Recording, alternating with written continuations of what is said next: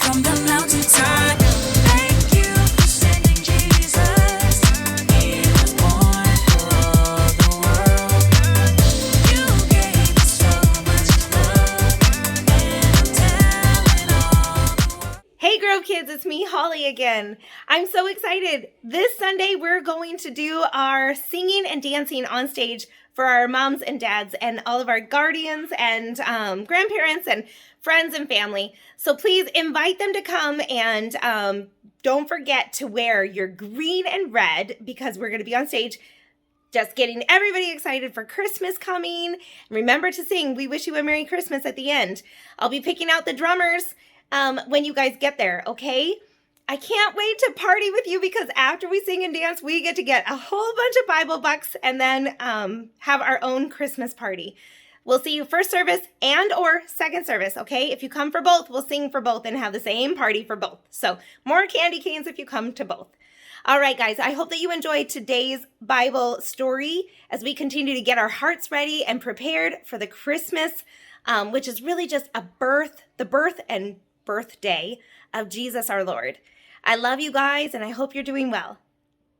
The story before the story.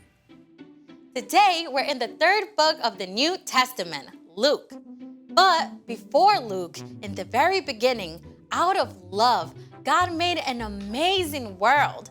But when people turned away from God, the world was broken. God made a plan to bless the whole world through the Israelites, but over and over, God's people would run to God and then pull away, just like a yo-yo. Then, foreign nations invaded and captured the Israelites. They must have wondered if God still loved them and if He had a plan for them. God spoke through prophets about the great rescuer God would send. And at last, after hundreds of years, God sent an angel to tell a girl named Mary she would have a very special baby. Which is where our story starts. Take it away. Hey, everybody. Hey, Brian. Okay, the stage was set. After so many long years, God's amazing rescue plan was underway. And God actually used a foreign king to help carry out that plan. The Jewish people lived under Roman rule, and the Roman leader Caesar Augustus needed money for his fine palaces and large army.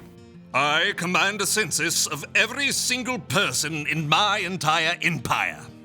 That meant that every person had to be counted and placed on a list to pay expensive taxes to Rome. And news of this census traveled all the way from Rome to the tiny town of Nazareth in Judea, on the very edge of the Roman Empire. Hear ye! Hear ye! Every person must go immediately to their own hometown to be listed. A carpenter named Joseph and the girl he was engaged to marry, named Mary, heard the decree. I guess I'll be making a road trip to Bethlehem. I guess we'll be making a road trip to Bethlehem. Both Joseph and Mary had been born into the family line of King David, so they would have to make the week-long journey to Bethlehem, the town of David, in order to be counted. Now, this was more than a little inconvenient, as Mary was nearly ready to have a baby whose birth had been announced by an angel. You will become pregnant and give birth to a son. You must call him Jesus. He will be great and will be called the Son of the Most High God. The trip from Nazareth to Bethlehem was about 70 miles, which is just a couple hours by car, but a whole week of travel on foot or by donkey. The journey was long and dusty. Camping out on the rough ground could not have been very comfortable for Mary. At last, Mary and Joseph saw the town of Bethlehem. They must have been ready for a hot bath and a quiet place to stay after that long journey. But the little town of Bethlehem was not so still and silent. Lots of other people had come to be counted as well. They filled every inn and guest room in town. There has got to be room for us somewhere. Have you checked with all of your relatives? Even my great Aunt Hulda and my third cousins twice removed. Finally, the very last home that Mary and Joseph tried had a room. Sort of. They were offered a place to stay with the animals. I don't know about this. It's dry, it's warm, and this baby really, really, really needs a place to be born. So Mary and Joseph settled into their most unusual guest room, and there, with the cows, moo, and sheep, meh, and chickens, pop, Mary's brand new baby boy was born. It's just like the angel told you. And his name? The angel said we must call him Jesus. Mary wrapped her baby tightly in long strips of cloth to keep him warm and cozy. There was no crib or cradle, so she placed him in a manger. The king of the entire world slept peacefully in the animal's feeding trough as Mary and Joseph looked on, and outside, the nighttime sky blazed with stars.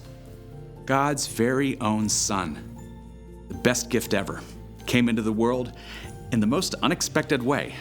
And the birth announcement, well, I'm just gonna save that for later. Most amazing birth story ever. You know, nobody understood it then, but this tiny baby was going to grow up to teach and heal and show people what God was like. And then Jesus would choose to lay down his life and the whole world to defeat death itself. That is some Christmas gift. Not exactly something you just find on an Amazon wish list. So, what's our part in the story? Well, our world gets wrapped up in hoping for so many different things, you know? We want everything from world peace down to a shiny new skateboard, and that's great. But in the middle of it all, be sure to remember the most important gift. Right. So find a quiet moment to thank God for the gift of Jesus and ask God to help you walk with Jesus every moment of the coming year. Yeah, because knowing Jesus is an amazing gift that you can open every single day. I think you've got it. So, Merry Christmas! Ho, ho, ho, ho! See you next Merry time. Christmas. Bye, Bye, Brian. So here's the thing. Jesus is the greatest gift.